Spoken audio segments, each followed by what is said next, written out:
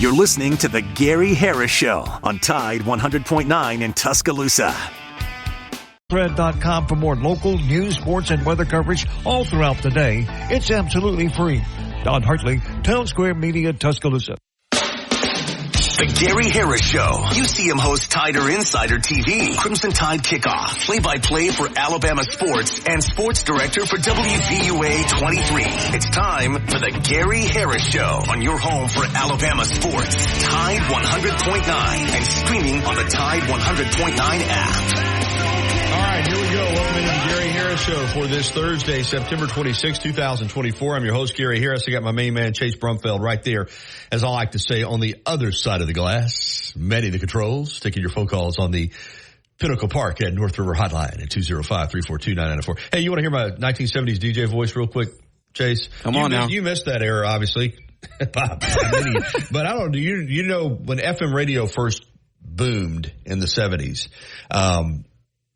all the FM radio music stations had live DJs. That was a big part of the, it wasn't the, the auto play and stuff. And they all had huge personalities and, hey, everybody, it was that kind of, that's kind of thing. In fact, when we moved to Alabama, there was a DJ, because my name is Gary Harris and my middle name is Lee.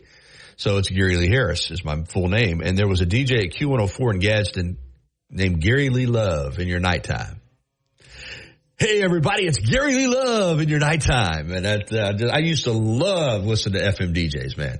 And regardless of where I lived, and boy, radio was so much fun back in those days in the 70s and 80s, FM radio when it was in its heyday and you had all the music stations and the DJs and, they do pool parties. But anyway, I used to love listening to those guys talk. You know what I mean? But I never went that route. I didn't go the music route, even though I love music. I did the broadcast route. So my voice is pretty much my voice. But, it was because you always wonder, and even in the news business, remember you see watch old newscasters. Good evening, everyone. I mean, it was, but a lot of those DJs, they had developed their voice and it was like a character almost. But if you met them, if you knew them, then you got to hear their real voice. You got to hear them talk like this. But if they were at a function or if they were at a party or doing something for the radio station, it was always the FM radio voice. But people would ask, do people talk like that all the time? And no, the answer is they didn't. As I said, when they were when they were at home with their wives at night, they weren't, hey, honey, can you fix me a cup of coffee? You know what I mean? So anyway, enough about that. But I used to love those booming FM radio DJ voices. And we got Steve Shannon in D.C., over in 95.3 The Bear, just across the hall from us, down the hall a little bit, and they've still got that FM radio voice a little bit. But anyway, we're here to talk sports this morning, or as I like to say, talk sports and more. Good morning, everybody. It's as I said, September 26th, a little bit overcast. Thankfully, we got some rain yesterday. We needed it. Hurricane Helene is, I'll have to pull that up and get the latest on it. I don't know the latest if when it's expected to make landfall, but cutting a path through South Georgia. This note, big, huge football game this weekend in the Gulf South Conference, NCAA Division II.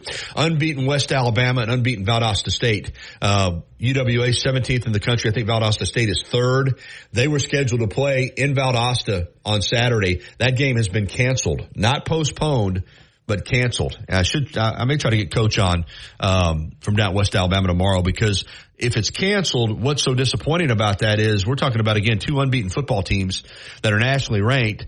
I would like to have seen them try to play it later on this season, but the email that was sent out, but you can't play a football game in Valdosta, Georgia on Saturday. I know that, but I wish they would have just said postponed, but canceled. You lose that game, you lose that gate.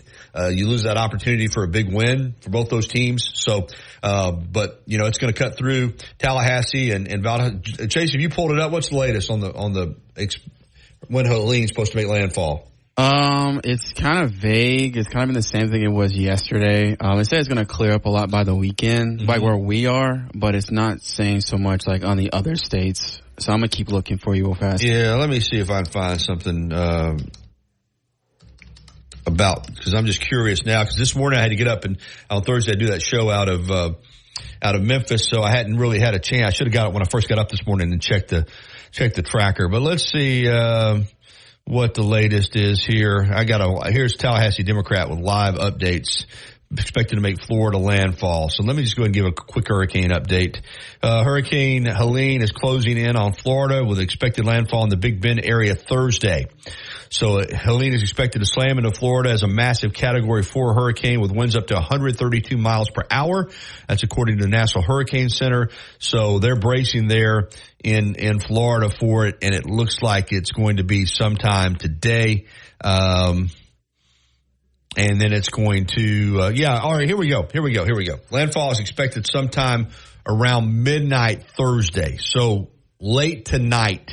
And that means that, Friday and Saturday, if you're in, Georgia or up through East Tennessee, where this path is, it's going to be nasty, nasty, nasty weather. So, but anyway, the Valdosta State West Alabama game already canceled due to Hurricane Helene. All right, before we go any further, let me tell you this hour of the Gary Harris Show being brought to you by Alabama Credit Union, your trusted partner for financial success. Embrace financial well-being with Alabama Credit Union. Member-owned and not-for-profit. It's just a better way of banking. I encourage you to find out more at alabamacu.com. That's alabamacu.com. Become a member like I am. You'll absolutely love it. Alabama Credit Union. Loans for real life. Some rules and restrictions do apply. See if you're eligible for membership. Then join today and feel good about your money. And put a little extra change in your pocket. All right, here's the lineup for today. It's Thursday, which means we are busy as we get ready for tomorrow, Friday at the Free. I'll be there live at Innisfree tomorrow, 9 to 11. Wyatt will be there with T-Town Sports Daily beginning at 11 a.m. But today we've got the coach, Ellis Johnson, breaking down SEC football at 9:30 as only he can. D. Orlando Ledbetter with the Falcons report at 10. Falcons pulled that game out in Philadelphia, and then they returned to being the Falcons on Sunday night against the Chiefs. Should have won that football game. Should have won it, but didn't. And then at 10:30, my pal Jeff Spiegel, longtime sports anchor, host of The Zone at ABC 3340. Your phone calls are welcome on the Pinnacle Park at North River Hotline, 205-342-9904. Again, that number, 205-342-9904. We would love to hear from you and find out what's on your mind as we get ready for this huge Alabama-Georgia game. And a lot of people have been asking me about the issues with the former president coming. Yes, I would get to the stadium early. I would build in buffer time. I know that there's going to be some parking that is normally available that isn't going to be available as the Secret Service is going to block some stuff off. It is going to be, it is going to be what it is. It's going to be different. It's, when he was, in office back in 2019, he came to the Alabama LSU game, and I do remember longer lines, even for media. We're always, under restrictions as far as what we can take in and, the metal detectors and all that. But it's going to be amped up and ramped up on Saturday afternoon. So keep that in mind. As far as, getting into the game, don't get caught out there trying to get in after the game kicks off. So I would remind you to do that. As far as game day, they're going to be on the quad with Denny Chimes in the background. It's a beautiful shot. It's a spectacular view, really. And they'll be doing that show live there for ESPN. And then the game day crew is going to stay, which is unusual. Usually after the show, they fly out. But they're going to stay in town. They're going to have some extended coverage, I know, on ABC and probably ESPN as well for this incredible game between Alabama and Georgia. I think one reason they're blowing it out, Chase, is keep in mind that this is a game that in the past would have been on CBS. Because CBS had the contract, and they would have had this Alabama-Georgia game probably at 2:30. Now ESPN and ABC have it. ABC is going to have the game at 6:30 on Saturday night. So it's an opportunity for them to do blowout coverage to lead into their telecast. There's a lot of games on Saturday, but I expect this game to be one of the higher-rated games of the regular season. And I don't know if it'll be the highest-rated game. And, again, there are a lot more games to choose from, but this game's going to have a huge viewing audience. So it's going to be a special atmosphere. As I said, I was on another show earlier today. I was on a show yesterday, and everybody with me living here and working here and covering the team, when I do these shows out of town, they just want to know about the atmosphere and what it's like for this type of game, and it's special. I mean, there's no doubt about it. As I said this morning, all right, I understand coaches. I get it. I've been around them my whole life. I know how they think. Every game counts one, And that is the way you have to approach it. I mean, you can't, as Coach Stallings used to say, when you play one of these teams where you're a 30 or 40 point favorite, if you don't think it's a big game, just try losing it. You got to be ready to play every week. But there are some games, particularly for fans and media, are bigger than other games. This is not a normal game. This is the hoopla surrounding this game. The build up, the hype is going to be different than most other games. And that's just the reality of it. And perception of this game. You know, if Alabama loses, you're going to have all those people that have been for 2 or 3 years now trying to say that Alabama's demise was inevitable. They're going to come out of the woodwork. They haven't been saying too much after they got shut up last year. You remember last year when Alabama lost to Texas at home, then barely beat South Florida on the road. Oh, this team's going to lose 4 or 5 games. Oh, it's over. This team will never sniff the playoff. And then, you know, Alabama doesn't lose again until the National College Football Playoff semifinal at the Rose Bowl. You know, so, but they'll be there. They're there. They're lurking. And I can guarantee you if, Alabama loses Saturday night, they're going to be out there saying, we told you so. The good news is, regardless of who wins or loses this game, is both these teams are still going to have an opportunity to get in the playoff. But the winner is going to be in a great spot, have a little bit of a mulligan to play with. The loser, the margin for error is not going to be as large. So, I think Alabama at home has to see this as an opportunity to get a huge win. First SEC game under Kalen DeBoer, protect home field, and I think Alabama will get it done. As I said, I've got it 27-17. That's the way I'm picking it. Picked it on Tider Insider TV Tuesday night. I don't think that Georgia's offense is what it's been. I think their defense is still really, really good now. They haven't given up a touchdown, defensive touchdown. They're strong. But offensive line, I think is a little banged up and hasn't been great. You don't have McConkey. You don't have Bowers. Now Etienne, the running back, needs to have a big game for them. I think the quarterback is really, really good. But at the same time, I just don't think they've got enough offense to win this game on Saturday night. We'll see. Anyway, we flew through that first segment. It's 9:14 here on the Gary Harris Show. Next segment, we'd love to get some phone calls. Again, the number for the Pinnacle Park at North River hotline, 205-342-9904. Pinnacle Park, luxurious townhomes for lease in beautiful Tuscaloosa near Lake Tuscaloosa. A stunning home with a secure community awaits you at Pinnacle Park. Find out more at pinnacleparknr.com. That's pinnacleparknr.com. We'll be right back with the Thursday edition of the Gary Harris Show right after this. As much as Innisfree has evolved, it will always be that place to escape and have a good time. Whether it's for a game day weekend, to reminisce on college days, or to create new memories, if you're looking for a good time, there's only one thing to do. Head to the Free at 1925 University Boulevard. And don't forget about the Lucky Lunch Meat and 3 special. Monday through Friday from 11 a.m. until 2 p.m. Get a meat and 3 vegetables for just $8.49. Or for a lighter appetite, try the Lucky Lunch soup, salad, or sandwich combo. I'll see you at the Free. Tuscaloosa's Old Colony Golf Course is an 18-hole championship layout designed by 1976 U.S. Open champion Jerry Pate. Director of Golf John Gray and fitting specialist Bob Montgomery are PGA certified. Mike Shivitz is the head professional and director of the Tuscaloosa Junior Golf Program. Call today to secure a tee time at the Tuscaloosa Championship Golf Course. Everyone can play.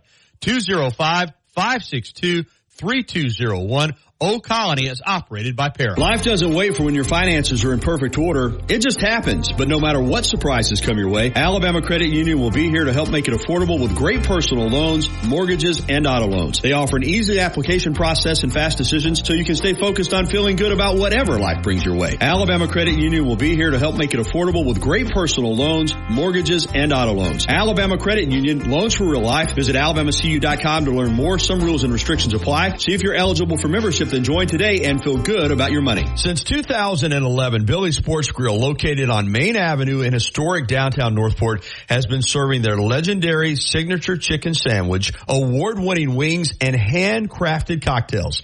Billy's is also the spot to watch all your favorite sporting events with big screen, high-definition televisions in both dining rooms, at the bar, and outside on the beautiful patio. Come by and say hello to Kim and Lisa, the Billy's management dream team. Billy's, good food, good friends, and good time. Los Tarascos has been serving Mexican favorites like burritos, fajitas, and quesadillas since 1999. Their new location is at 4100 Owen Parkway in Northport. And of course, you can find Los Tarascos in Tuscaloosa at 110 Skyland Boulevard. The bar areas feature big screen television so you can enjoy your favorite sporting events. Los Tarascos features daily happy hour specials.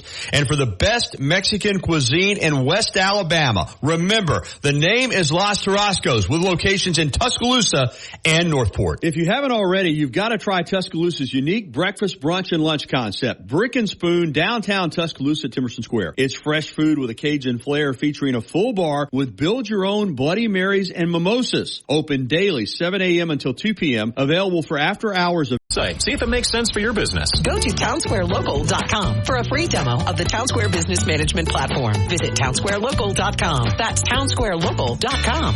Tide 100.9 Tuscaloosa weather. Cloudy with occasional rain across West Alabama today and tonight. The high today 76, the low tonight 63. Cloudy tomorrow, rain diminishing during the morning. Maybe a few lingering scattered showers tomorrow afternoon. The high 73. I'm James Spann on the ABC 3320 Weather Center on Tide 100.9. You're listening to the Gary Harris Show. Touchdown, Alabama! On your home for Alabama sports. Tide 100.9 and streaming on the Tide 100.9 app.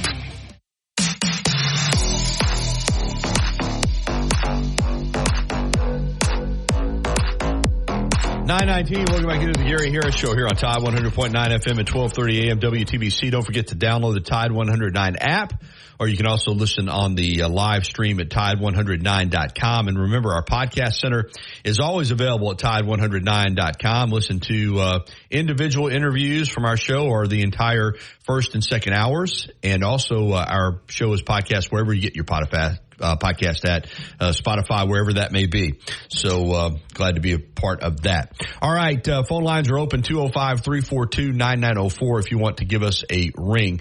Ellis Johnson coming up in the next segment. We'll be breaking down SEC football. A lot of discussion right now on social media about the redshirting deal that's going on with players deciding to pull out of their teams' seasons and redshirt in order to have another year and go into the portal. You know, I've been saying this for some time. I love the games. I still love the excitement. I'm not a fan of where all of this is headed.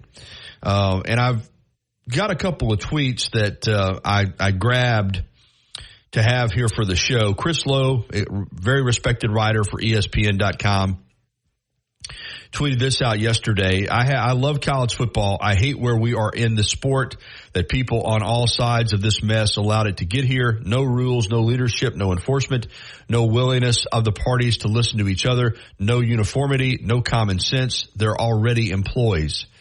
And then Jim Shapiro, who is a football coach and someone who has a pretty good following on Twitter, tweeted this out.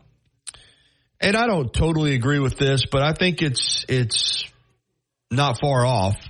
Jim Shapiro tweeted out, 30-year football coach, tweeted out, the game of football is officially broken. NIL, transfer portal, 60-year seniors, high school kids being offered money to play college ball or transferring 2 to 3 times between freshman to senior year in high school. Youth select travel teams, personal trainers making more money than Bill Gates from training 9-year-olds how to run routes. We're just chasing after the win. Good luck catching it. Football was once built on the foundation of commitment, grit, finish what you start, no matter the cost. We should apologize now to future employers, wives, and children for the young men that are learning to quit or leave when things are difficult or times get tough. Wow. Now, that's kind of an old school approach, but in a lot of ways, I'm kind of old school. So I remember what Coach Bryant said about quitting. Chase, he said the first time you do it, it's hard. Second time you do it, it's easier. Third time you do it, you don't even think about it. You know, it just so. And I agree with the premise that, like the quarterback at UNLV, I'm leaving, I'm departing the program. No, you quit. You quit. And I believe that he was paid what he was supposed to be paid. I believe what happened is he got out there and they started having success. And Matthew Sluka decided, all right, what I agreed to and what I'm being paid isn't enough. I want more. And whoever that representative is that he has said, you know what? The deal that you agreed to, we need a new deal because this team's 3-0. They've got a couple high-profile wins. They're on the verge of being ranked. And he goes back to UNLV and he says, I want more money. And they said, well, you're not getting it. That's the way I believe this went down. So he quit. That's what it is. I agree with people that say he quit. This isn't now, I know this agent is trying to say that they didn't pay him what they said they were going to pay him. I just don't believe that. I believe they paid him what they were supposed to pay him. And I just believe he wanted more. Now, maybe there was somebody who said, we're going to get you more, but I don't think it was the head coach, Barry Odom. So if it doesn't come from the head coach, then it's really not an offer. UNLV put out a statement that said UNLV Athletics interpreted these demands as a violation of the NCAA pay-for-play rules as well as Nevada state law. UNLV does not engage in such activity, nor does it respond to implied threats. UNLV has honored all previously agreed upon scholarships for Matthew Sluka. UNLV's collective reportedly did pay Sluka a $3,000 fee for an engagement he intended this summer. So I think what UNLV is saying is that he had NIL opportunities, but they did not pay him money directly. And his father is saying that, well, Sluka's agent is Marcus Cromartie. He told ESPN that UNLV didn't come through on a verbal offer of $100,000 from an assistant coach. The quarterback's father, Bob Sluka, told ESPN that head coach Barry Odom later said in a phone conversation the offer wasn't valid because it didn't come from him, but rather from offensive coordinator Brennan Marion, who declined to comment to ESPN. Well, you know what? I agree with Barry Odom. I'm the head coach. If it doesn't come from me, it's not a valid offer. I got no problem with him saying that, Chase. You know, if the offensive coordinator did say that, then he overstepped his authority. Yeah, I mean, do you think there's like a crack between the coaches? Because if the head coach is like, I didn't even put that out there, but his starting quarterback is saying, and his representative is saying that we got a verbal commitment from the staff, do you think that's a problem? And just kind of like there's no communication between the... Not necessarily, because I think a lot of times, yeah, it turned out to be a problem, obviously, in this case. But, you know, I think assistant coaches will talk to players and they'll talk differently to players. And sometimes they'll try to shelter players from the head coach if the head coach has been hard on them. And sometimes they'll say things, coach doesn't think that you can do this, but I think you can. You know what I'm saying, though? The assistant coach relationship with the player is a lot different than the head coach relationship. But the bottom line is, yeah, the assistant coach overstepped his boundaries if he said that, and Barry Odom nipped it in the bud. And it led to this point. But I admire UNLV for not giving in, because if they said they had an agreement and that's where they're at, and he said he wanted more money, or that he wanted an offer that an assistant coach made to be honored, and they don't want to do it, then I admire this university for standing pat, particularly with the fact that the kid did have a little leverage at this point. But this, again, we read it yesterday. This was the statement from Sluka yesterday. I've decided to utilize my redshirt year and will not be playing in any additional games this season. I committed to UNLV based on certain representations that were made to me, which were not upheld after I enrolled. Despite discussions, it became clear that these commitments would not be fulfilled in the future. I wish my teammates the best of luck this season and hope for the continued success of the program. Well, you really don't. Because if you really felt that way and you cared about your teammates, you'd keep playing. I mean, you quit for whatever reasons. That's what you did. And I'm getting tired of this framework of, well, I'm going to redshirt and sit out and pursue it. No, you're quitting. So anyway, that's the way I view it. If you disagree, you're welcome to call in and give a different perspective. But this is going to happen more and more. I saw where the big defensive lineman from USC doing the same thing. He pulled out of the season and said that he is going to redshirt. What's his name? Highly recruited player out of high school, Bear Alexander. He's doing the same thing, and we're seeing other players do it. They're quitting before they play too many games so that they preserve a redshirt year. And like we've talked about, these guys play college football now 6, 7, 8 years. It's crazy. All right, it's 9:28. We got to get to the break. We're going to come back. Or Town Square Media Tuscaloosa radio websites. Fill out the Advertise Here form. Put the power of Town Square Media to work for your business. Did you miss any episode on Tide 100.9? Don't worry. All of our shows can be found on Spotify and Apple Music and on demand on the Tide 100.9 app.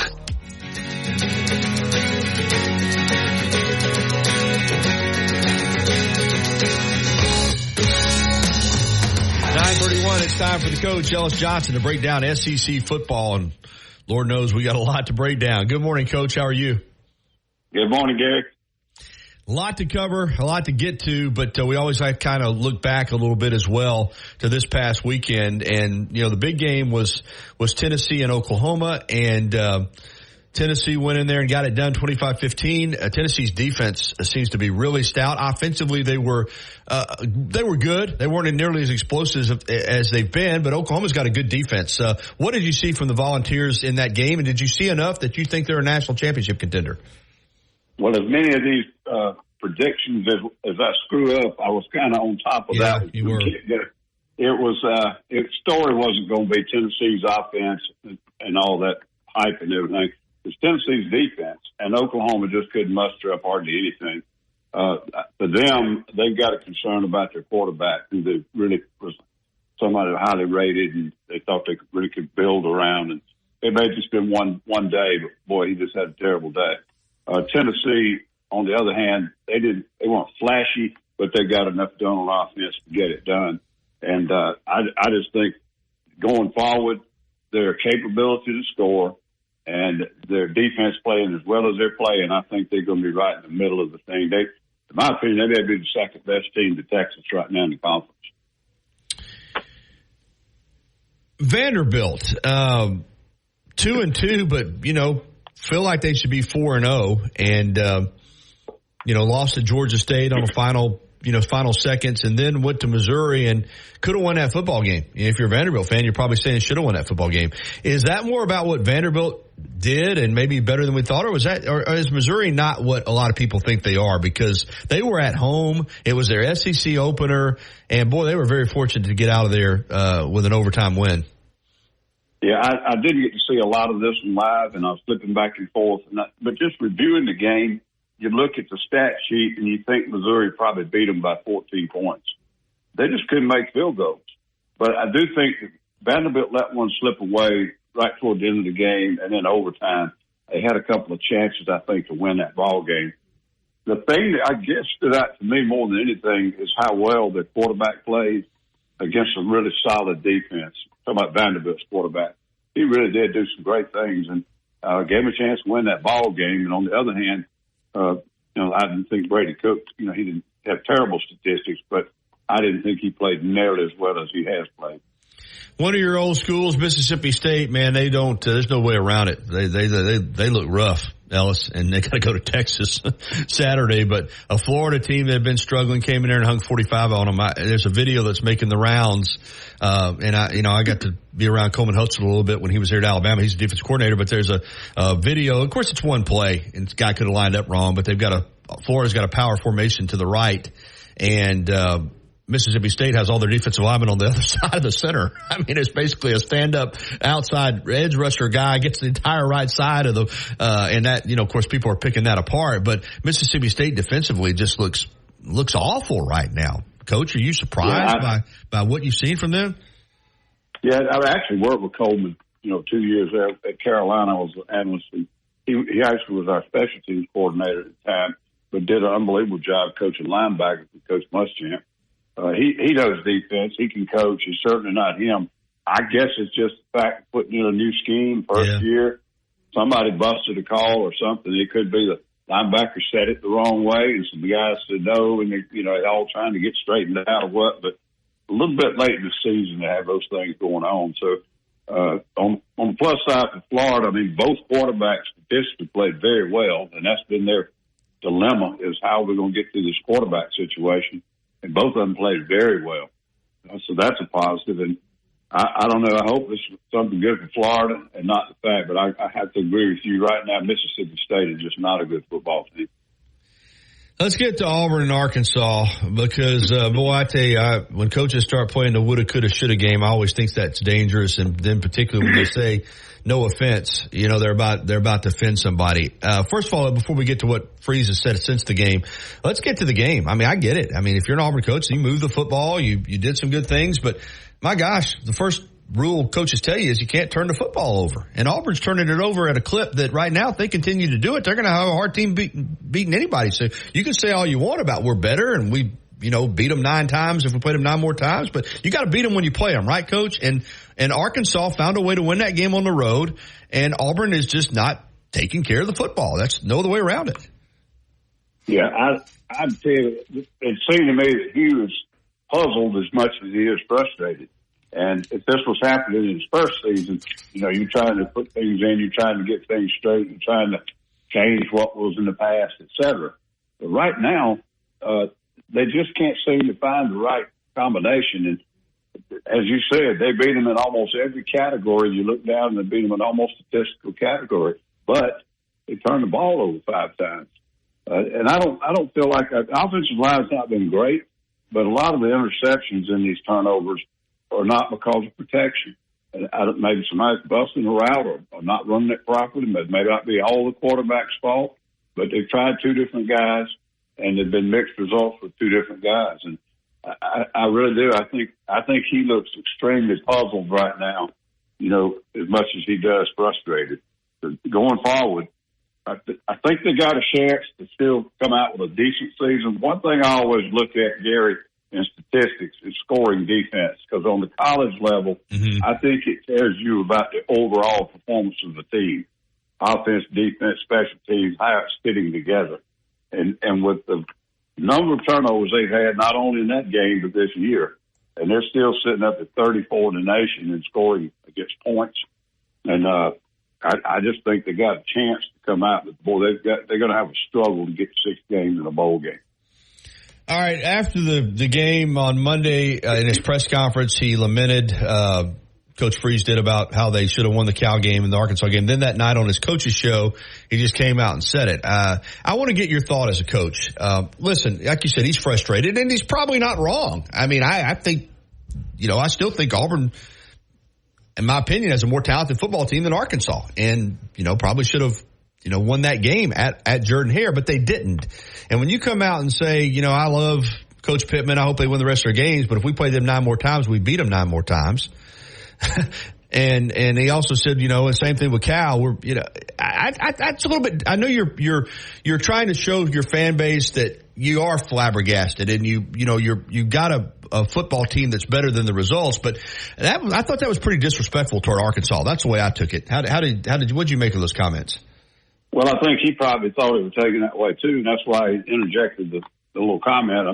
No offense to so and so, but it may be his way of saying we're not playing as well as we could be playing, and it's my fault. I mean, I don't think he was throwing anybody under the bus, and that's the worst thing your coach can do. He's taking credit or taking responsibility for the failures on the field, and he just, I think, bum-fuzzled on how to get it fixed.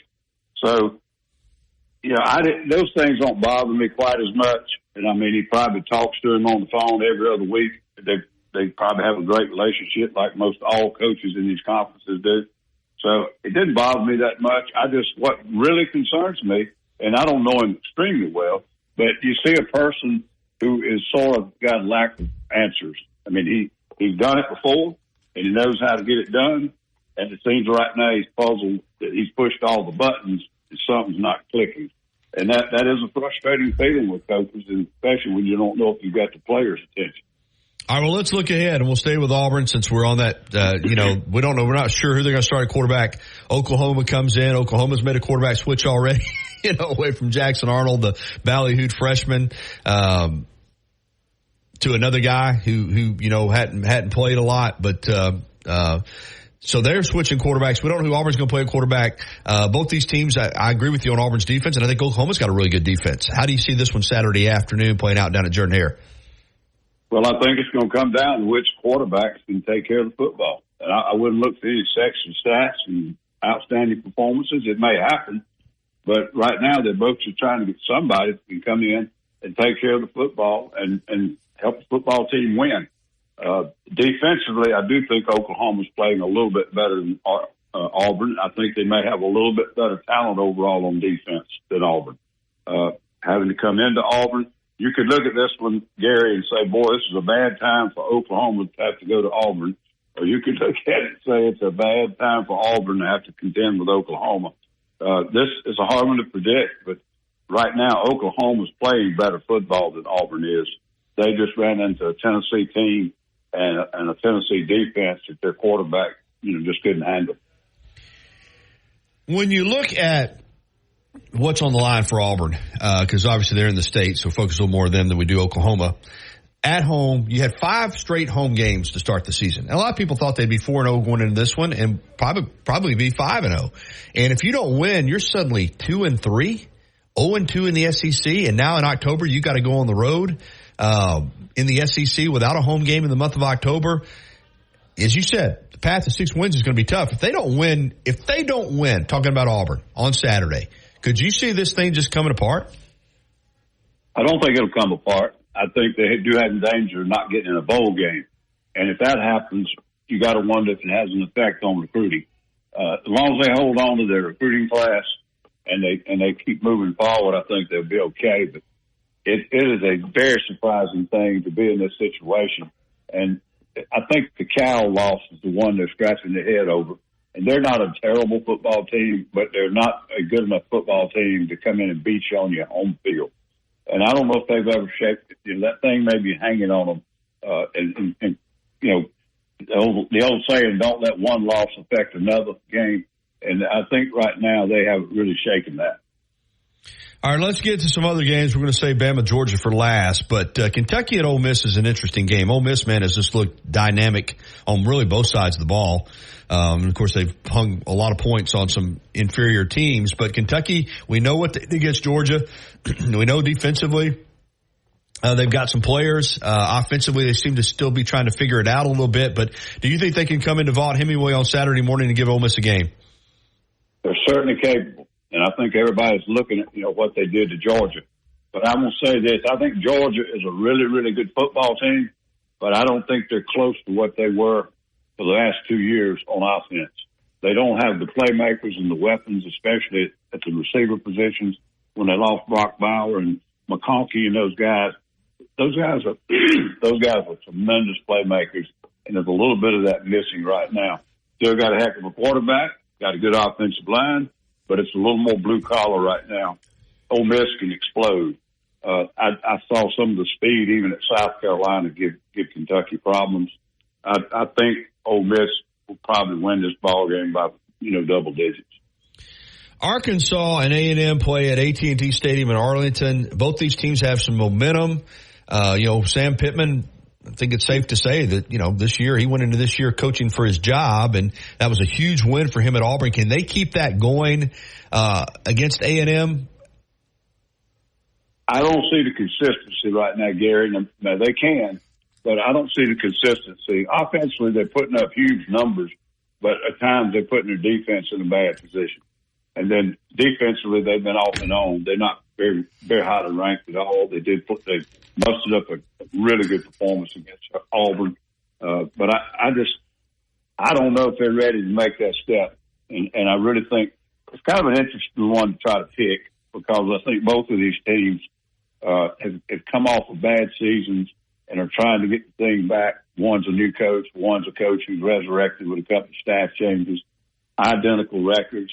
I don't see Arkansas going into Texas A&M being able to win on the road. Mississippi State, we mentioned the Bulldogs. Boy, I tell you, when you're struggling, this is not the game you want to have to play. Go to Texas for Texas' first ever SEC game. The fact that they're a 38.5-point underdog shows you what the perception is between the gap between these two teams. I mean, obviously, I know you think Texas is going to win the game. When you're struggling the way Mississippi State is, and you're playing arguably the best team in the country, the team that's ranked number one at their place, what are you trying to do? What is your goal? And you've been in this situation, both on the end where you're the dominant team, and you've been in situations where you had the inferior team. From a coaching standpoint, what is the Mississippi State coaching staff trying to stress, and what are they looking to get out of this game? I think the main thing, they're sitting there at 1-3. They're almost mathematically not going to a bowl. They are getting ready, like you said, to play probably the best team in the nation, arguably. And it's just a time to challenge the kids and say, this is a chance for us to show whether we're ready to play on this level or not, and challenge them individually. You're going to play against some of the best players you've lined up against, each one of you, and we're going to play against a great team. And we need to find out a little bit about this program. And there's not much else you can draw on. But one positive they can do, when you play against the best, they may be able to come back after this game and say, here's some great things we did that we've got to continue to build on. But I think it'll be this will be a very one-sided game for sure. South Alabama can score points. Major Applewhite's got that offense rolling, and they went into, that's a difficult place to play, Boone, North Carolina. They went into Appalachian State and put a real big whipping on Mountaineers on the road and hung 87 on Northwestern State, which we know Northwestern State's awful, but still, they can score points. And LSU's defense has not been great, and Harold Perkins is now lost. LSU's a 22-point favorite in this game, but I could see South Alabama keeping this thing interesting if they can, their offense can score some points. LSU's going to score 2, but could this be one of those games where both teams are scoring at a pretty high clip and South Alabama hangs in there, or does LSU blow them out? I think you kind of got it right. I think they'll hang with them for a while. And I think they'll, find some soft spots in their defense. You've nailed everything in the game. They're not really good on defense, and they've lost a player that really was their bell cow over there. So they're going to struggle a little bit for an SEC team. They're going to struggle trying to slow down South Alabama. But I do think their offense will eventually take over the game. And but it will be a good game to watch for a while. I really do think that. All right, the big one. In the nation, Georgia at Alabama Saturday night. Georgia's a 2-point favorite. It's the first time Alabama's been a home dog since LSU back in 2007.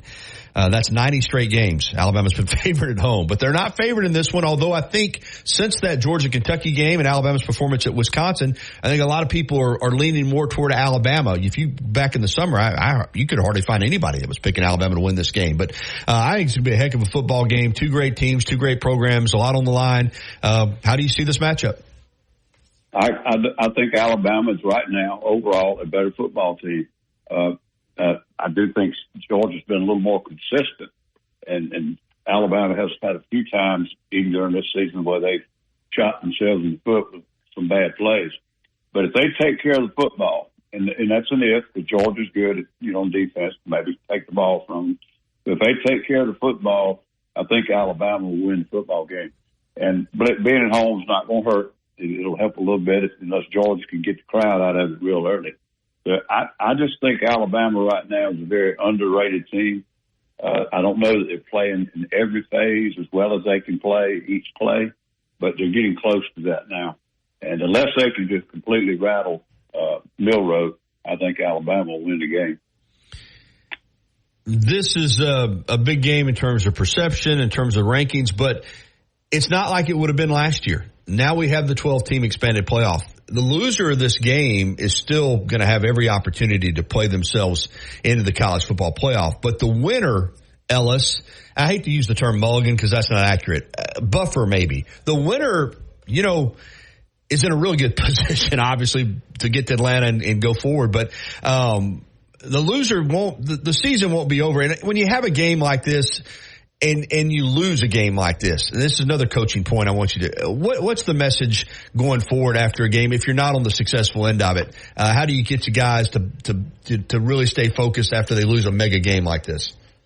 Well, the first thing you do, you come in and you get down in the granular stuff on the film. And, what you did right, what you did wrong, and clean it up. That's coaching. But you hit the other things that you talked to about that loss is this year, that loss is not good. It's important that we don't lose, but we still got everything we want to play for out in front of us. And that kind of keeps the team focused and keeps the momentum and their attitudes and everything positive. So I don't think it's a make or break game. Just like you say, the way the playoff stuff has changed, you don't have to win the conference anymore to end up with a great season. I really think both these teams have got about 2 or 3 opponents left on their schedule that are going to be really, really good. So how the coaches handle it and how they move forward on this is going to be very important. So I agree with you. They right now, one of the hardest jobs they've got is to have the team coming in, understanding how critical a game it is, but not letting it beat you another game.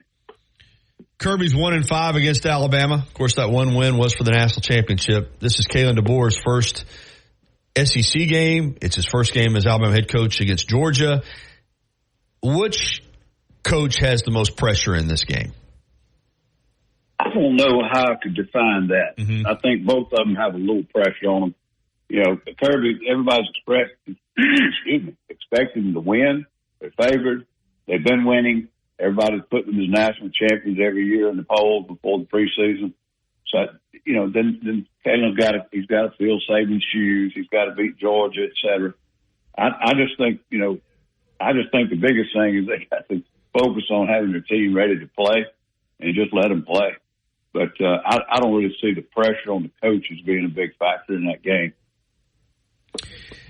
If Alabama loses, the narrative is going to be, because it's out there anyway, even though, I continue to laugh, Ellis, at people that say Alabama has dropped off when they won the national championship in 2020, won the SEC and played for it in 2021, played for the Natty. 2022, they lost 2 games on the final play of the game. 2023, they won the SEC and played in the college football playoff at the Rose Bowl. But the perception is if Alabama loses this game, that Georgia has passed them and that it was a Nick Saban Alabama team that owned Georgia. I think from that standpoint, there is some pressure on DeBoer because following, as you said, in these footsteps, and this is his first big test.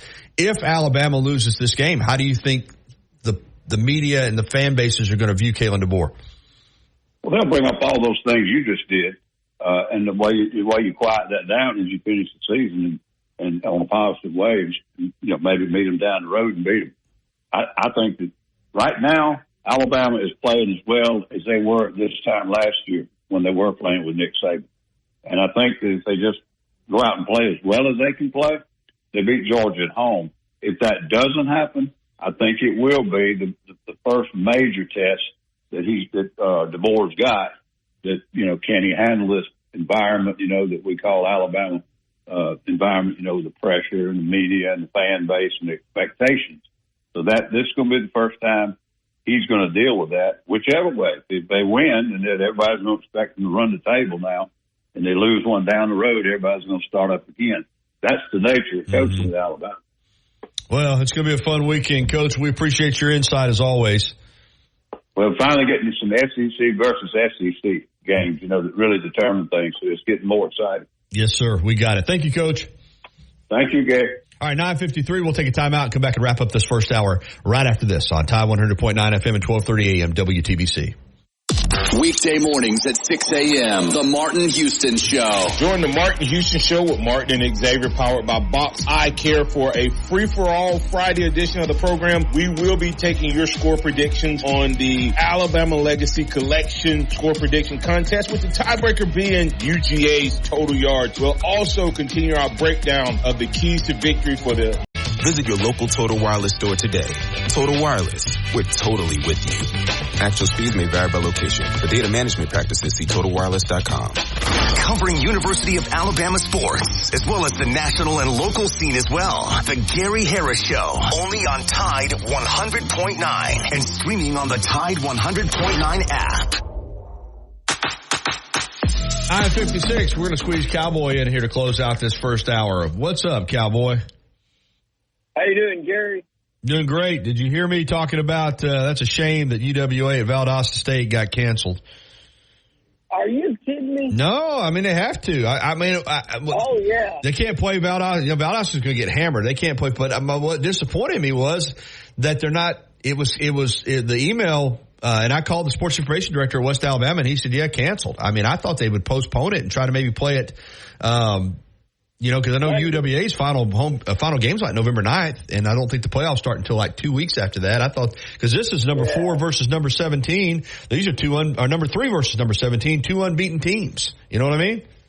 Would have been a huge game. Good, damn it.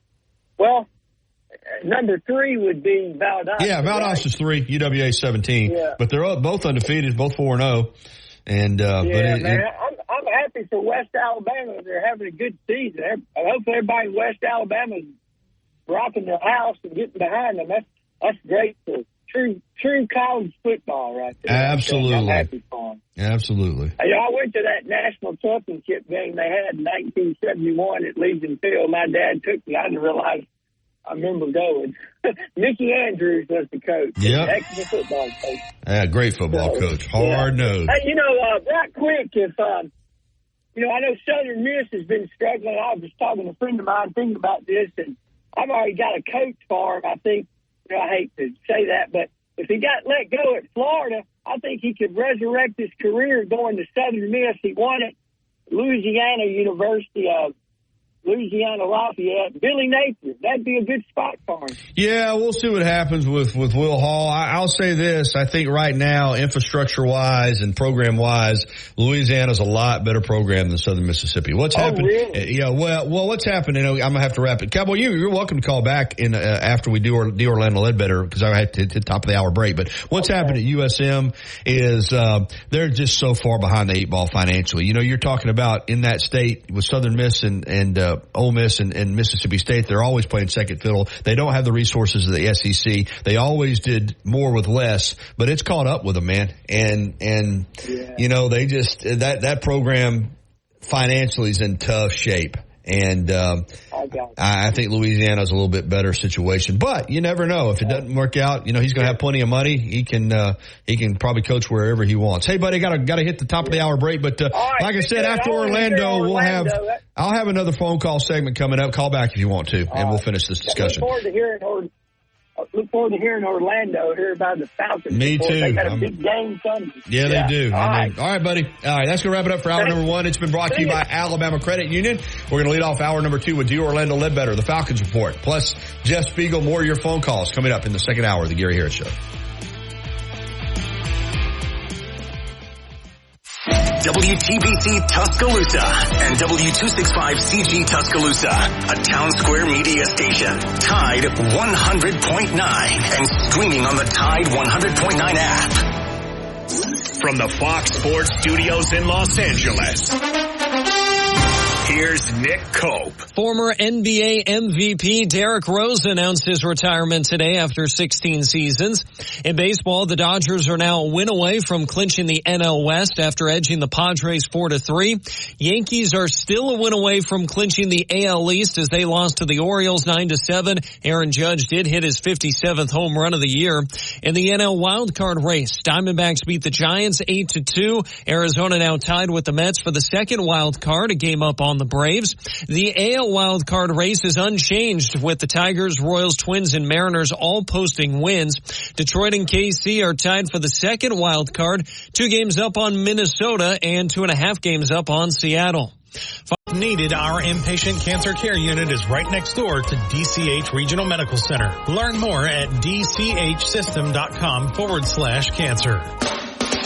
The Gary Harris Show. UCM host Tider Insider TV. Crimson Tide Kickoff. Play-by-play for Alabama sports and sports director for WVUA 23. It's time for the Gary Harris Show on your home for Alabama sports. Tide 100.9 and streaming on the Tide 100.9 app.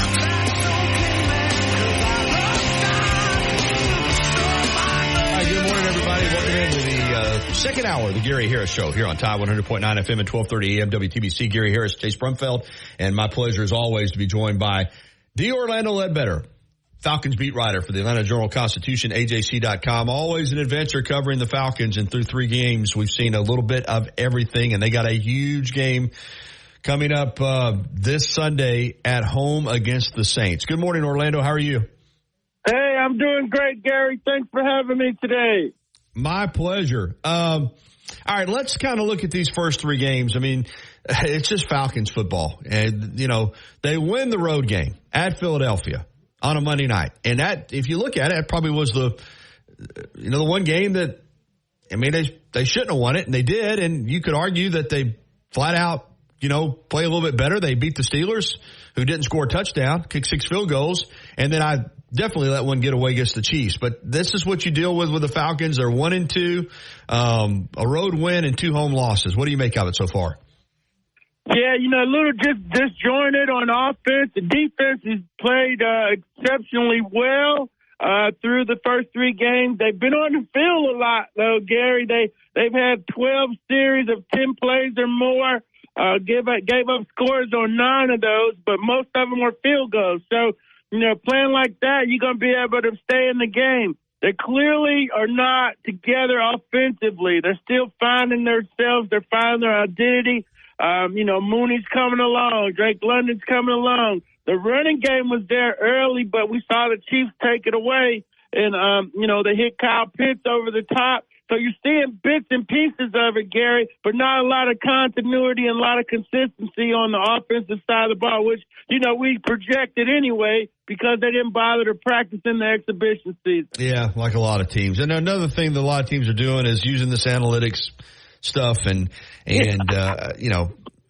get it. I mean, but if you kick the field goal the first time you go for it on 4th and don't make it, and then you could have won it with a field goal late. They went for it twice. Of course, the second time you had to, but how disappointing is that to be down there deep in Chiefs territory twice with a chance to win the football game and they can't come through and don't kick the field goal. And then I'll get you to also talk about the 4th down call when they run a sweep to Robinson and it just got blown up by the Chiefs.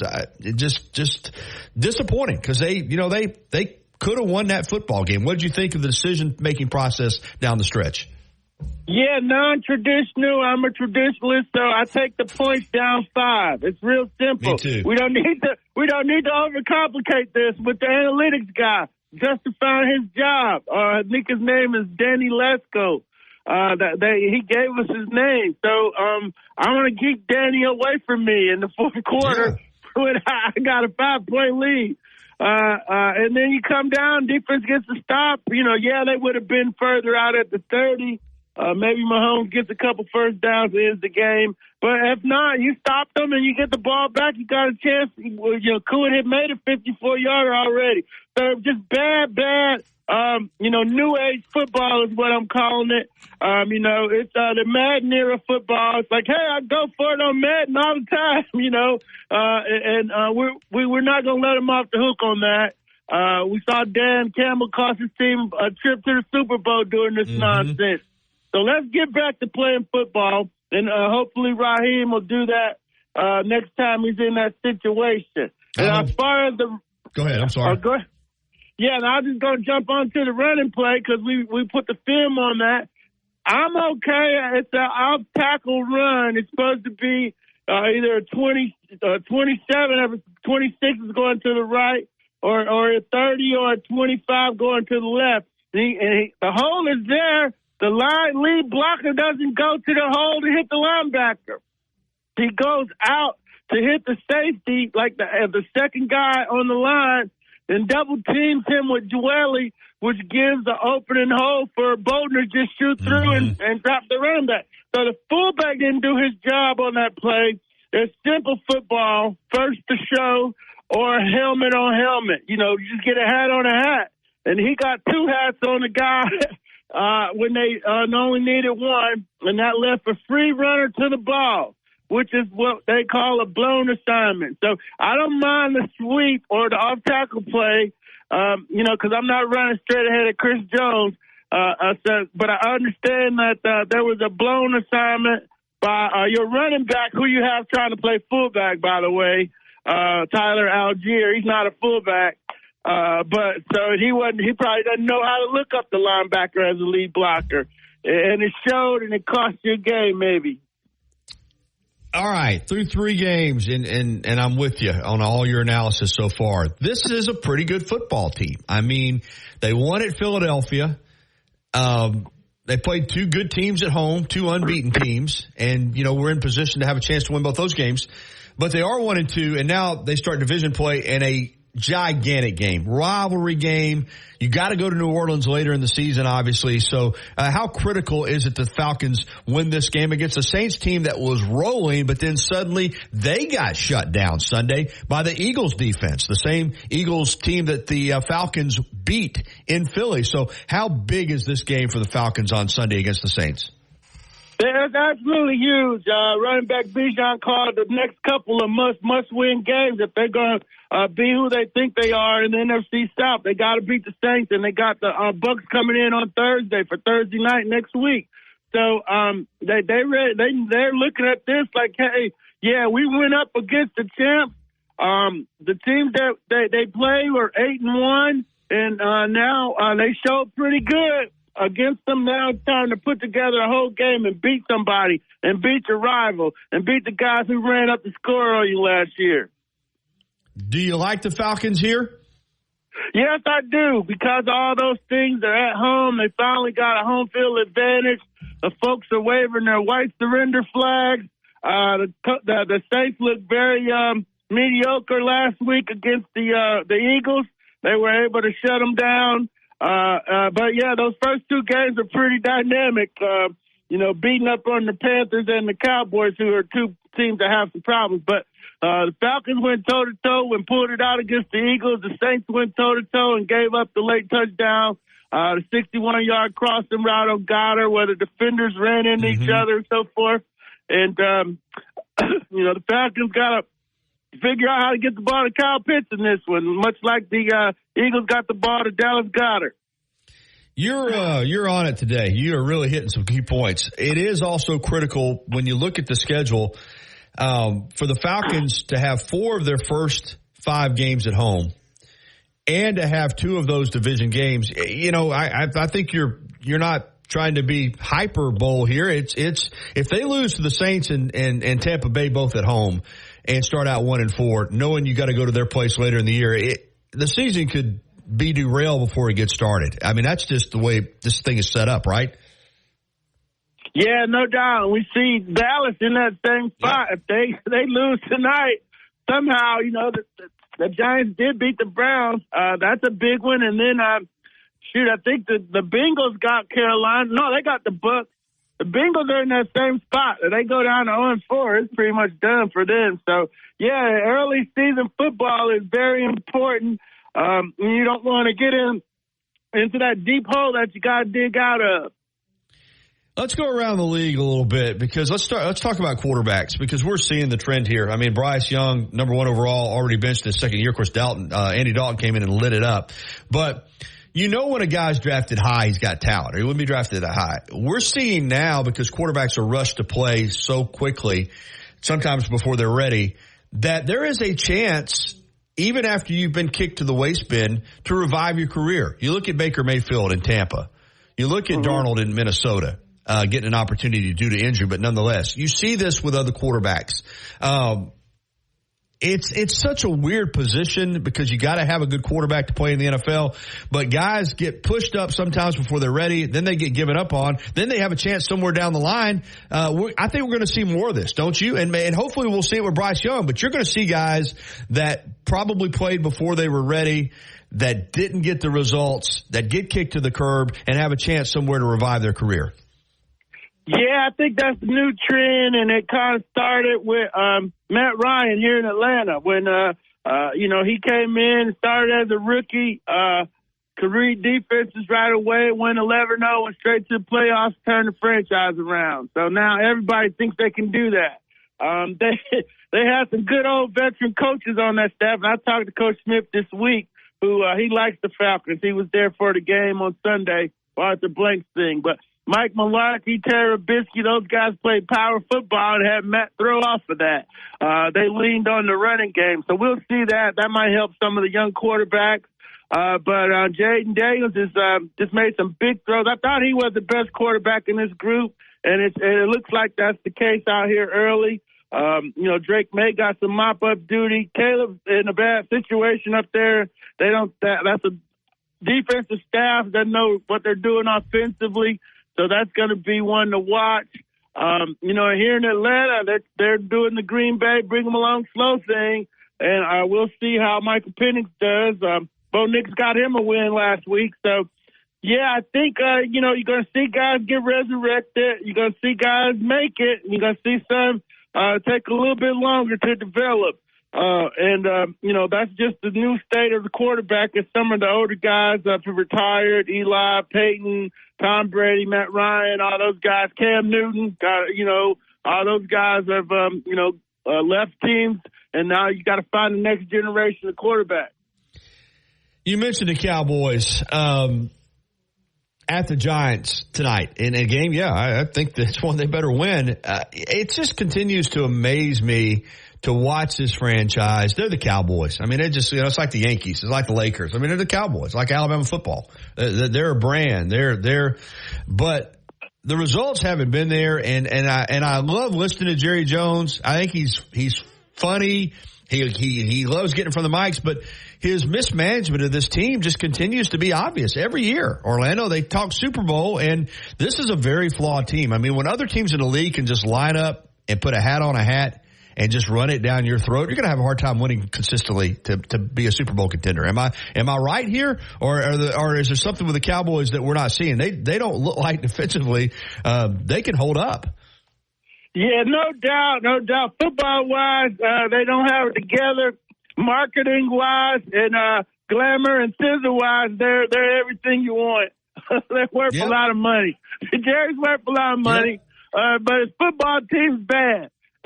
Stopping the run and bad at running the football, and that's a bad combination because if I could run the football, I don't even have to worry about trying to pass. That's right. And if you can't stop me, it's going to be a long day for you. And then if you can't stop, you can't stop the ball, you can't run the ball, and you can't stop the run. That's just basic football. I'm just going to run it down your throat. We'll win 7-0.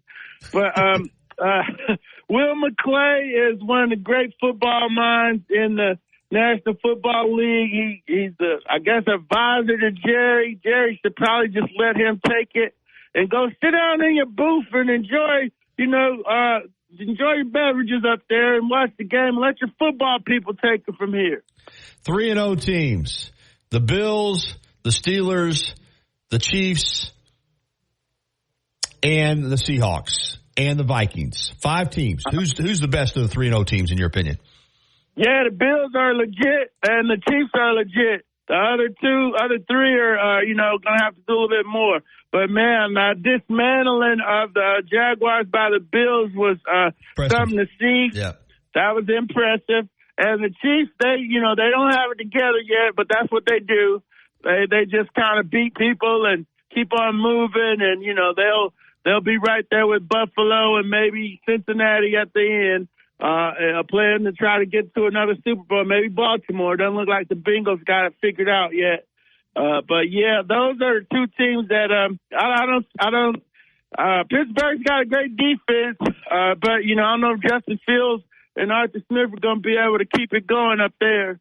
And then Geno Smith, everybody, it's like, okay, first-year coach, Geno's slinging it. Okay, let's see some more of that. But, yeah, that's where we're at here early in the season after 3 games.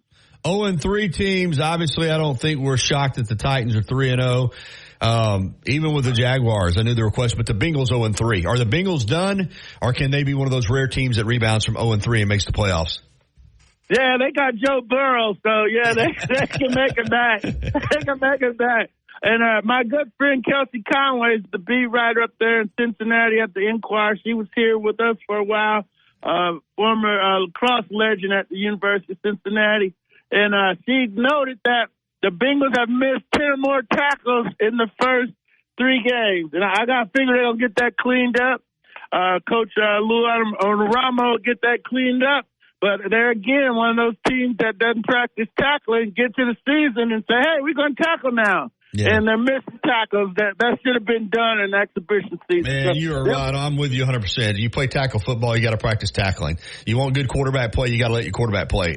This stuff in the exhibition season, what they're doing to it is a joke. It's like you said, it's showing up, man. It's showing up early in the season. Hey, great stuff as always, Orlando. Let everybody know where they can find you. Yeah, Gary, they can find me on Twitter at DOrlandoAJC, and our website, AJC.com, is where all our stories go at, and we push them out from there. Thank you so much. Thank you, Orlando Ledbetter. Terrific update, not just on the Falcons, but on the NFL as a whole. All right, we're going to take a timeout. We're going to come back. We're open for phone calls in the next segment. Cowboy, if you're listening, if you want to get back in, so we had to cut your call short, or anybody else, 205-342-9904, 205-342-9904. Reminder, tomorrow, our T-Town Gallery, T-Town Menswear, T-Town Gallery, Alabama football trivia giveaway. And we're giving away that Tua 2nd and 26th to Devontae print. And I'll get a picture of it out tonight on social media. This is a big one. Now, all of our prints are not, but this is 2nd and 26th now. And, Alabama, Georgia, appropriate because Alabama broke Georgia's hearts in that national championship game over in Atlanta. We're going to give that away tomorrow, courtesy of T-Town Menswear and T-Town Gallery University Mall. Go by and get a suit, look your best, and it's offering you 100% satisfaction and appointments set around your schedule. Give us a call for all your steam cleaning needs, 205-553-9460, Houston Hydro Steam. Quality work you can stand on. Tide 100.9 Tuscaloosa weather. Cloudy with occasional rain across West Alabama today and tonight. The high today 76, the low tonight 63. Cloudy tomorrow, rain diminishing during the morning. Maybe a few lingering scattered showers tomorrow afternoon. The high 73. I'm James Spann on the ABC 3340 Weather Center on Tide 100.9. Want to jump into any of the shows? Call Tide 100.9 right now at 205-342-9904. Will somebody answer that damn phone? That's 205-342-9904.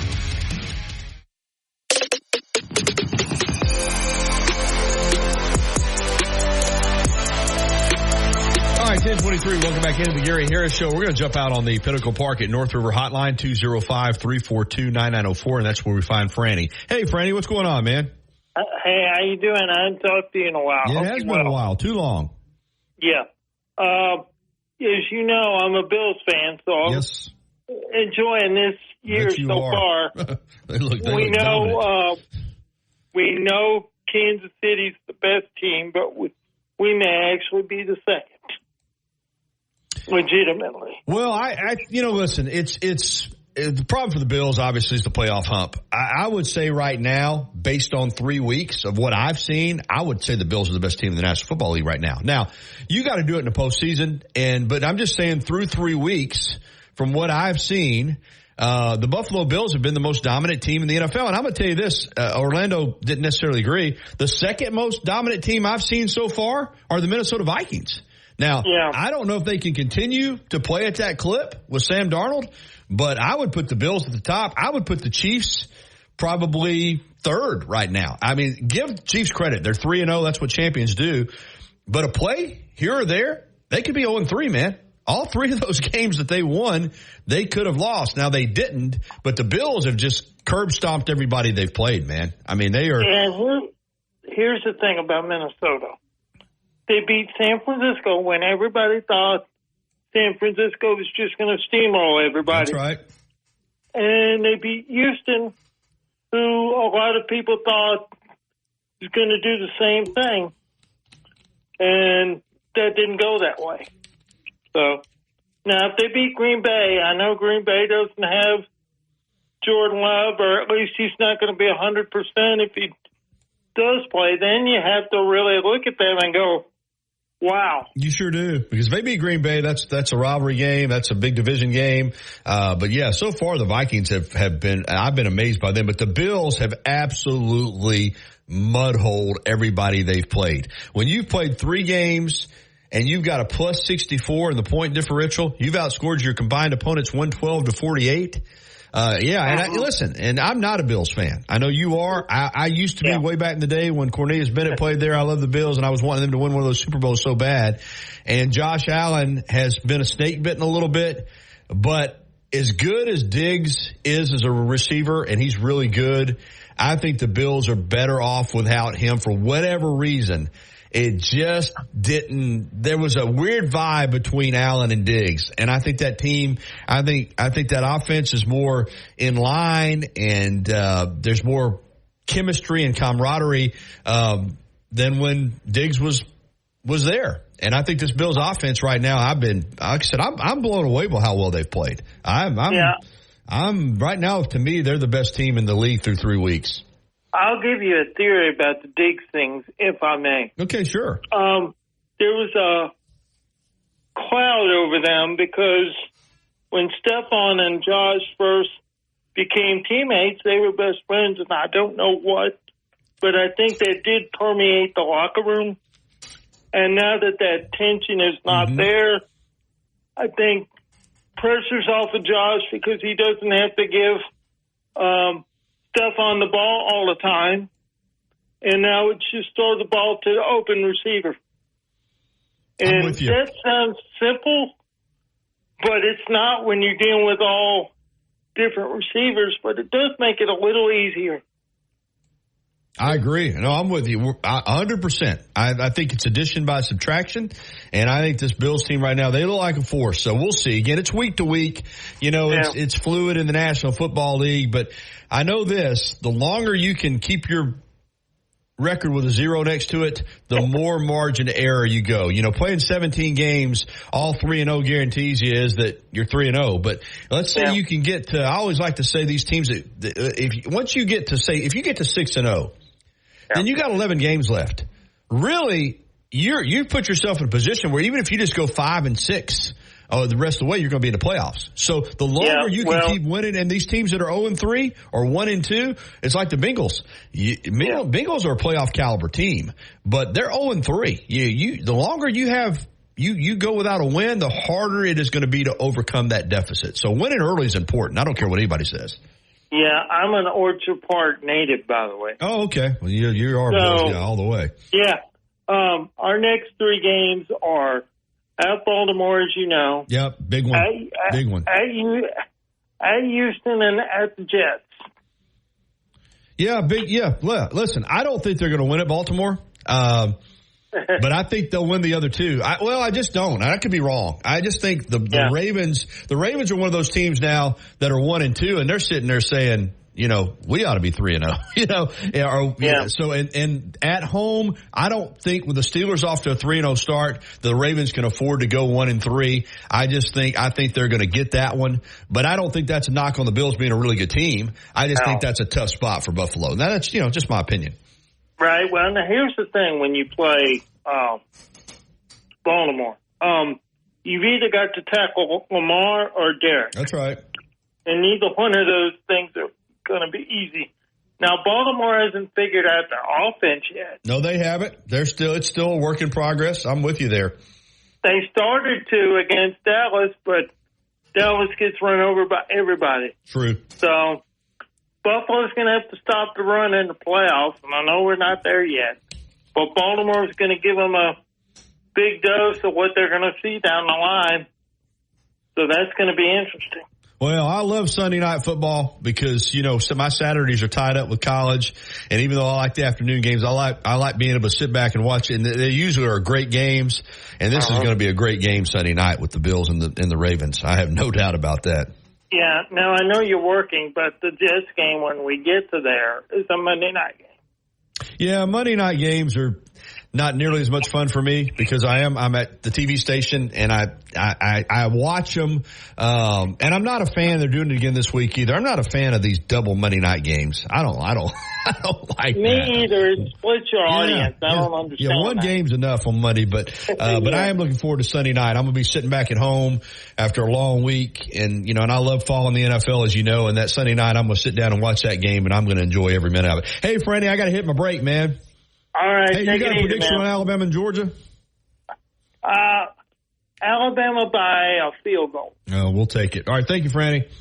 All right. Bye. 800-426-1886. 800-426-1886. That's 800-426-1886. Tide 100.9 Tuscaloosa weather. Cloudy with occasional rain across West Alabama today and tonight. The high today 76, the low tonight 63. Cloudy tomorrow, rain diminishing during the morning. Maybe a few lingering scattered showers tomorrow afternoon. The high 73. I'm James Spann on the ABC 3340 Weather Center on Tide 100.9. You see him on WVUA 23 covering sports and on Tider Insider TV on Tuesday nights. Don't miss a minute of the Gary Harris Show. Weekdays from 9 to 11 on Tide 100.9.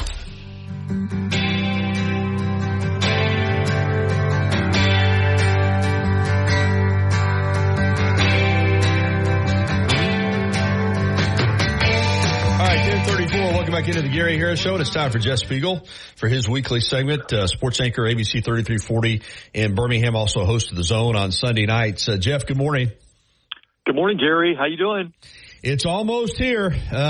It's going to be quite a Saturday here in Tuscaloosa, but we've seen a number of these type games. It's even more I think going to be more of a logistical issue now with former President Donald Trump being here, but it's a huge game. But it is a football game. It's going to be decided between the lines, regardless of all the hype and all the hoopla going on around it.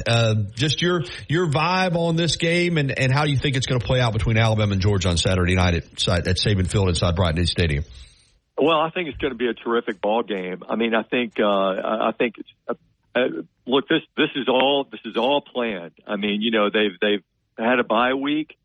A lot of other teams in the SEC have a bye week, this week because this game is center stage. I mean, this is the primetime game on ABC 3340, by the way.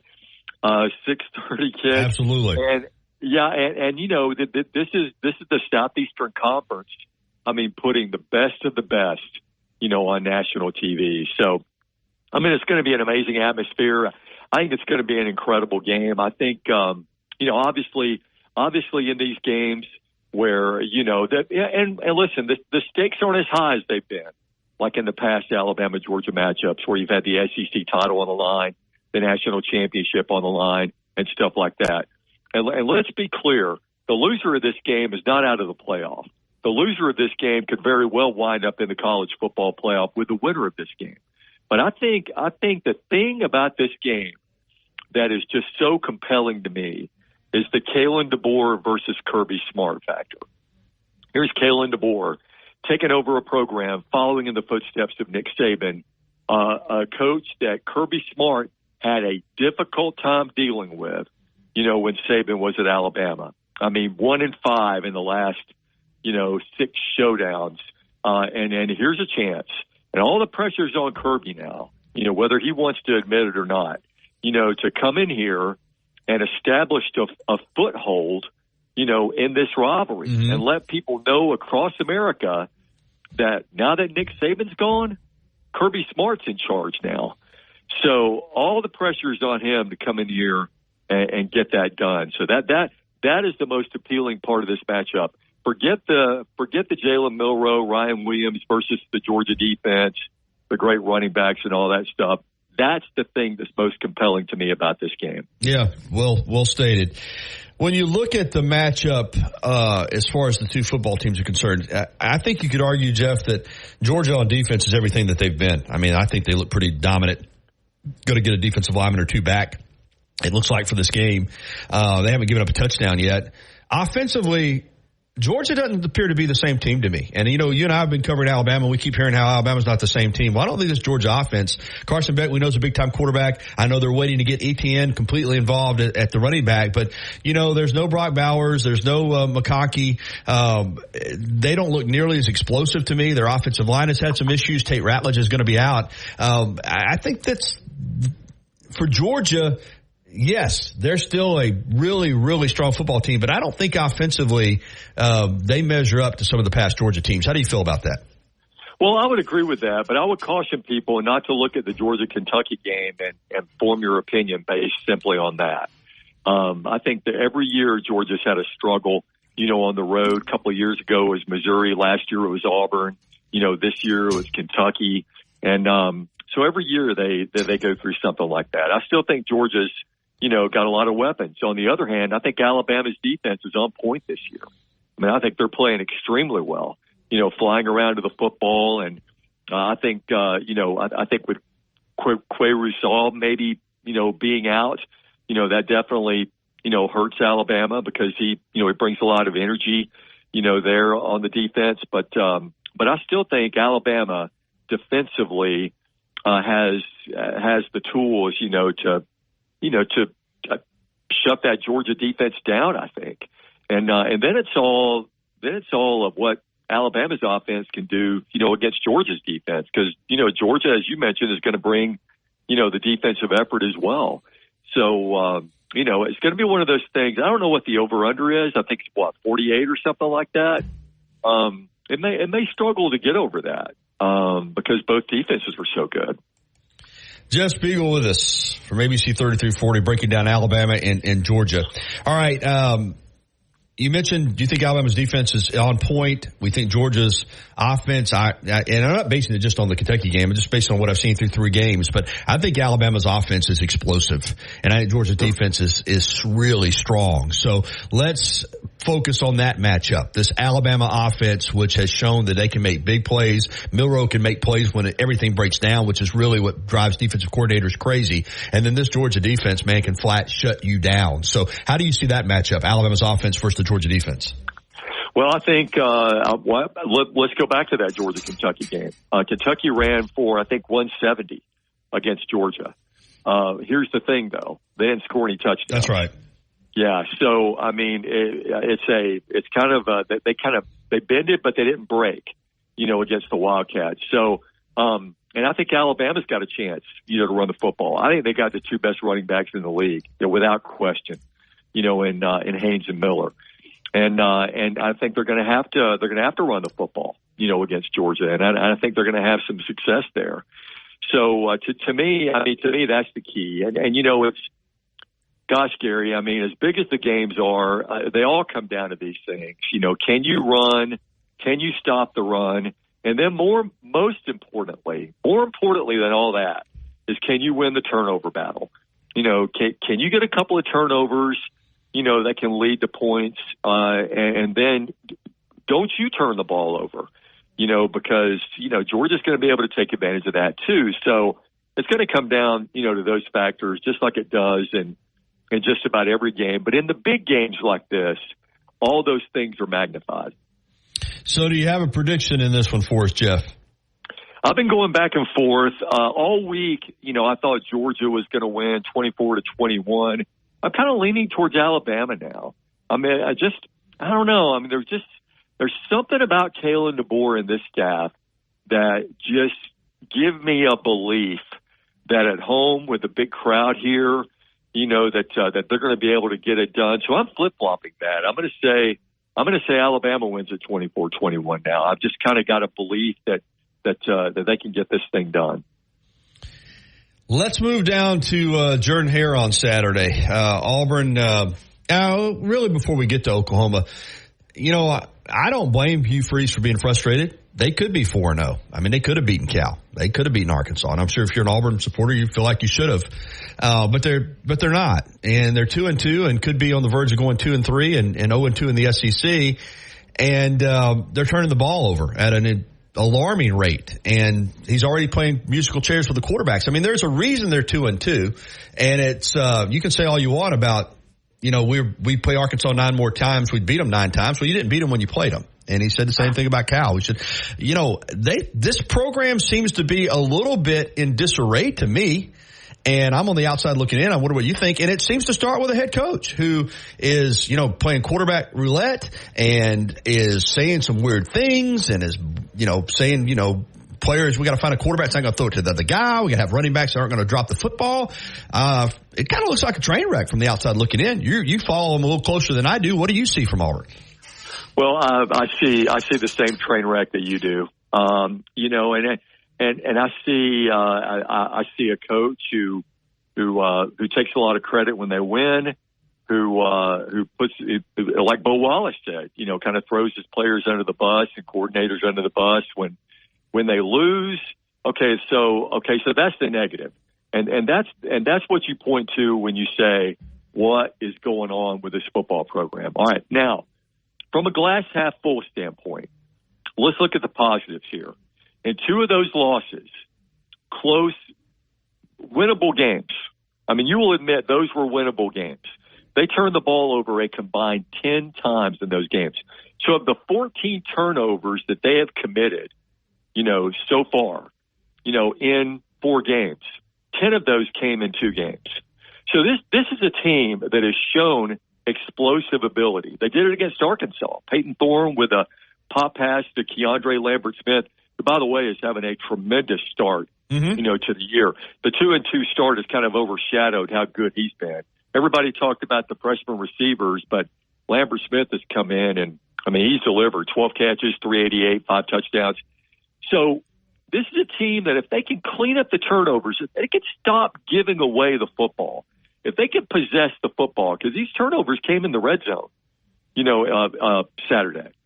So hold on to the football. Don't throw it to the other team, like you said. And I think this team can still go, 7-5, and go to a bowl game. I don't think the season is in the dumpster like, so many other people have said. But they've got to clean up. They've got to clean up the mistakes on offense. And defensively, not enough people were talking about how bad defensively they were Saturday. They gave up a lot of 3rd and longs.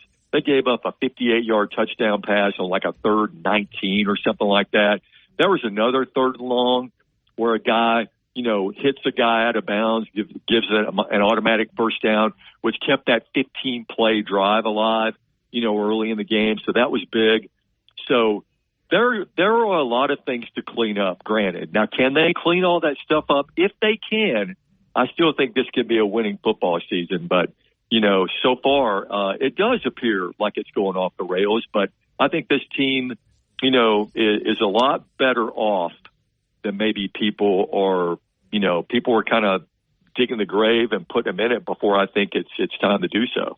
Well, Saturday's big. You got both teams have quarterback issues. Both teams seem to have pretty good defenses.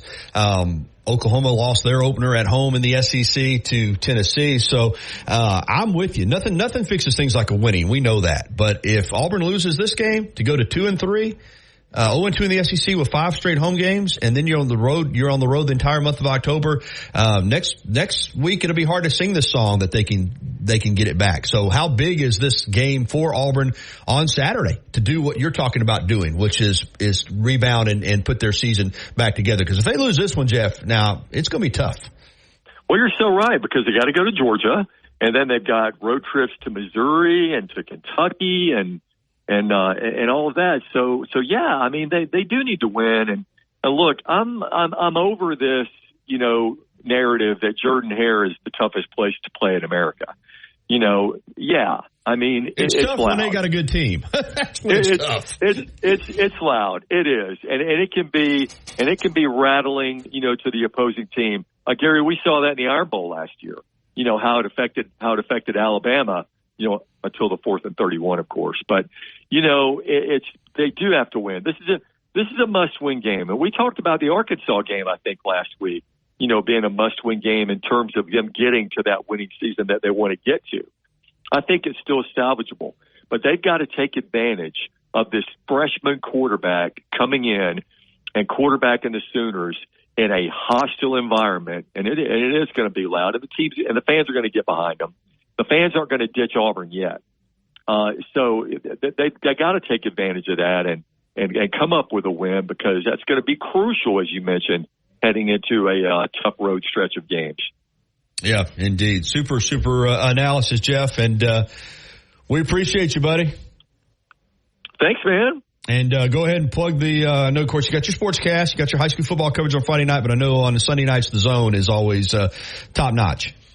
Yeah, we'll have a lot to talk about, of course, at Bama, Georgia, Auburn, Oklahoma, and so many other things. But appreciate your time. Sunday, 10:30 on ABC 3340. Hope you have a great day. Thank you, Jeff. All right, Jeff Spiegel with us, 10:48. We're going to break away. We got one segment to go. We got Roll Tide Raleigh. We're going to get to you on the other side and get ready to close this show out.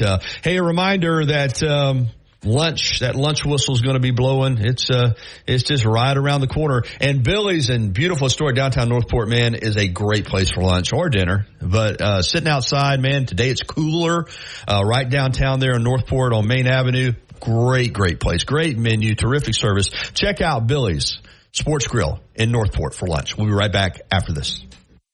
Weekday mornings at 6 a.m. The Martin Houston Show. Join the Martin Houston Show with Martin and Xavier, powered by Box Eye Care, for a free-for-all Friday edition of the program. We will be taking your score predictions on the Alabama Legacy Collection score prediction contest, with the tiebreaker being UGA's total yards. We'll also continue our breakdown of the keys to or Town Square Media Tuscaloosa radio websites. Fill out the Advertise Here form. Put the power of Town Square Media to work for your business. Tide 100.9 Tuscaloosa weather.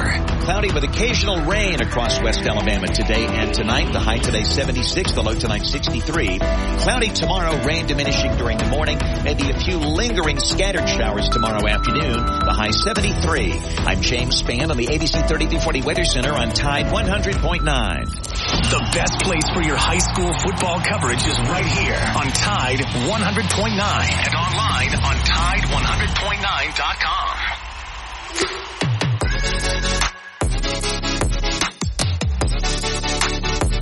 All right, 10:52. Welcome back into the Gary Harris Show. Roll Tide Raleigh has been patiently waiting to get through here on the Pinnacle Park at North River Hotline. Good morning, Roll Tide Raleigh.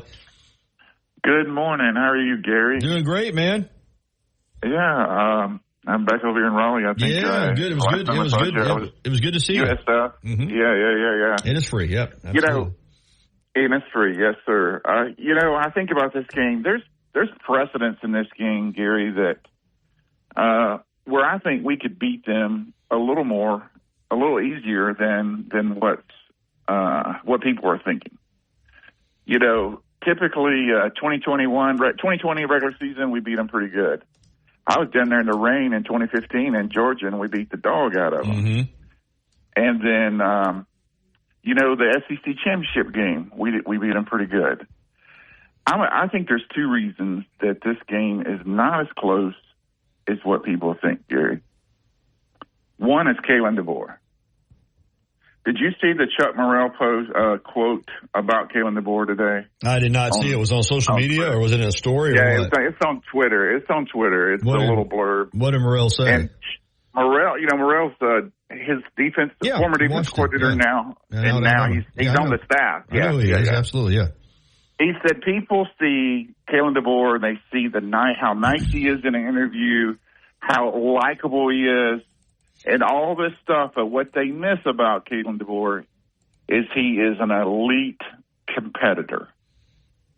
That's what they overlook about Kalen DeBoer. Yeah, I don't think there's any doubt about it. That's my impression, and I never mistake kindness for weakness at all. And he's a very much a gentleman. My interactions with him have been incredibly great. I mean, I think he treats everybody with respect. I think he's a good person, but he's an intense football coach, and he's an intense competitor, and he does want to win. I don't know, and I appreciate Coach Morrell because he's been around him, but I think most people that have watched him operate can see that. If they can't see that he is a top-notch competitor, when you look at his record, what he's done, then they're not wanting to see it. You know, they're not wanting to see him. They're wanting to frame him as a nice guy and he's too soft for Alabama and all that. Because I think anybody that scratches beneath the surface just a little bit can see that he can handle this job. And listen, it's only 3 games, but it's been a flawless and seamless transition so far. I mean, it's been, you know, I said back in the summer, all you can do is gauge him and grade him to this point. I gave him an A+. Well, I'm still giving him an A+. Now, they may go out there tomorrow night or on Saturday night and lose, and obviously that's going to knock the grade down a little bit. But it still won't change the long-term barometer for this program, because I think, you know, what's going to happen past the Georgia game is going to dictate more than one game.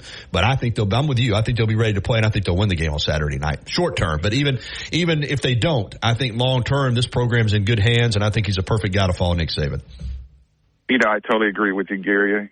From an on the field standpoint, I think you look at our defensive line versus their offensive line is going to be a key factor in this game. Yeah, it's going to be big. And the defensive line needs to play better. I think they're playing okay, but I think they're going to have to stand up better in between the tackles in the interior run game. Run fits are going to have to be better, and they're going to have to defeat some blocks. And I'm not talking about just Tim Keenan. Tim Keenan has been top notch, but other guys and the edge guys have been good. But the other guys in that interior of the defensive line are going to have to defeat blockers and make plays. Because if Georgia gets started running the football on you and Etienne can get in a groove, they'll be hard to handle now. They won't have to throw it a ton. Yeah. If they get that downhill running game going, they could be a load. I do believe if people are thinking they're going to see the Kentucky-Georgia, then they're gravely mistaken, because Georgia's going to be motivated in this game. I still believe that we have a pretty good little edge on them. I just do. You know, if you tell me, Gary, the SEC championship game last year versus this game, I quite frankly didn't think there was any way we were winning that SEC championship game. I was hopeful as an Alabama fan, but I was prepared not to win that game. But we did win. What's kind of a little nervous here is how comfortable I'm feeling about this game. But I think it's because of the preparation and what we've seen going on the last 9 months between the transition. Like you said, it's an A+ transition. Yeah, so it's got me feeling a little better. You want to get the payoff on Saturday night, though, if you can. So we'll see. Hey, listen, Roll Tide Rally, I got to wrap it up, man. Yes, sir. Great Roll to hear Tide, from man. you. Absolutely. Yes, all right, that's going to wrap it up for the show. Before we go, I do want to mention that tomorrow the Striker Strong golf tournament over at Bent Brook. Not too late to get involved. StrikerStrong.org. You can get all your information there. It's going to be a huge event. A lot of former Alabama football players and athletes there. Some celebrities. And looking forward to that. I'm going to have a TV crew over there tomorrow from WVUA 23 covering it. And, of course, tomorrow I'm live at Innisfree Irish Pub as part of Fridays at the Free.